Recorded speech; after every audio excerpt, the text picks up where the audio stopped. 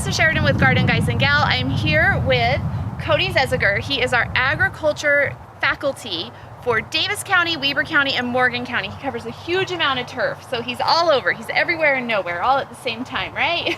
I am, yeah. And Cody is really into tools to make the garden job easier. So I thought that we would have him come on Garden Guys and Gal and show you some of the cool tools that he has, that he's sourced, that will make your life a lot easier. So what is this one? So this one has a few names actually, Sheridan. Some people will call it a jang seeder. Other people will just call it one of those foreign seeders, a Chinese seeder, an Asian seeder.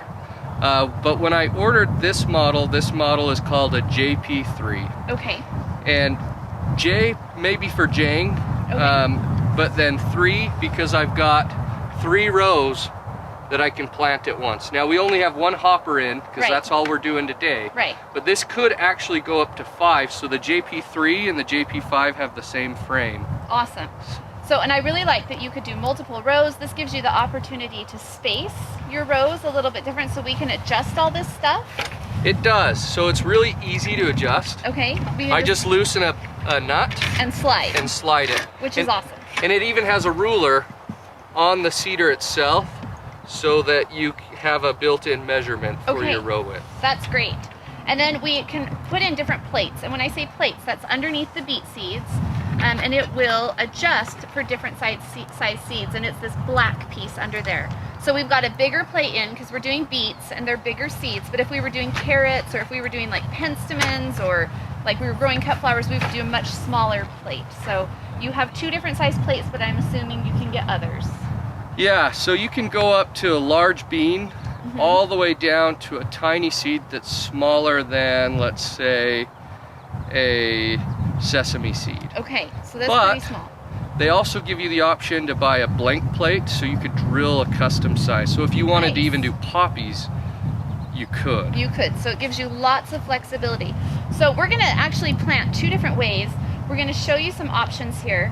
And this is going to be kind of like succession planting. So we'll have, you know, plants that are going in that are a little bit further along versus seeds. So this is a great way to succession plant. But let's take this down the row and see how it does. So let's go for it. Okay. As I seed this row, Sheridan, there's a few things that I really like about this seeder. I like these rollers because I get really good seed to soil contact with the ground, as well as it kind of flattens out where I'm planting. And I also really like how much control I have over the number of seeds that go in the ground. Okay.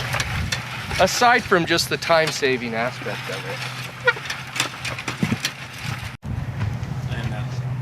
Okay, so I really like that jang seeder. That is awesome. That would save me a ton of time in the garden, and especially a garden this size. I mean, because if I was planting those beets by hand, I'd have to come down, furrow out my row, plant all my seeds, go back and fill in, and it probably saved me a ton of seed that I would have dropped or not been exact. And I know that my spacing is going to be good too. I don't have to go back and thin a whole bunch, right? Your depth as well, right? Yeah, my depth is perfect, which is great. So I really like that. Let's talk about this. Okay, so what we have here is a paper pot transplanter. Paper pot because we've got these little paper pot trays. Right. There's a few US retailers that sell these. This one I bought and the brand is Paper Pot Co., but I don't think it really matters where you get it. This design's out of Japan, and all of your supplies come out of Japan. And it takes a few little additional pieces of equipment to be able to use this. You'll need trays, as well as these paper pots. Right. Paper pot trays, and a few other items that maybe we'll get to show people later. Right. And the nice thing about this is my plants are already up and coming, so I could use this next to seeds. I've got succession going on right here, which means I'm going to have a crop earlier than the next crop, and it's going to give me more use in a smaller space in the garden. You don't necessarily have to use both, but if you did, that's a great way to do it. So this is our first trial run on this, right? This is our first go with this machine. This machine's never been ran through. Yeah. So we'll see how it goes. Let's see how it goes. So the idea is it makes a little furrow and it pulls, oh my gosh, it's working. It's it's working and it's gonna pull. Maybe. Maybe. Oh no! Okay, so this is a problem. Okay, so we were supposed to give you the unfiltered truth, but we broke it right away, or Right at least away. the paper chain. So we're gonna try again, take two. Take two. My job is to help it. Let's see if we really need. Okay, it's going. How do the plants look? The plants look great. It's like kind of backfilling as it goes, which is awesome. Just make sure that we don't have. This works. This is awesome. We just had to get used to it. You want me to try to go faster? Go a little bit faster. Okay. So, you know, this is definitely not as fast as the Jenks Eater. But according to everything I've read and some of the company's websites, is that this is at minimum 4 times faster than transplanting yourself. Okay, so it is faster. I'm seeing some of our stuff isn't going quite as deep as it probably should, and maybe that's just we're a little uneven. Yeah, so our ground's a little uneven, and we probably could have spent some Here time we go. adjusting the machine itself. It is adjustable to where you can get your depths to change a little Okay. bit, and you can get your hills to be a little bit more aggressive that close your row back up. Okay. Which it looks like that might be one of our problems, is in Right. a few of these spots where it's a little bit harder, maybe we're just not aggressive. Right. But this is working. For the most part, I'm really liking this. And if I could drive straighter, the row would look a lot nicer. Drive straight, Cody.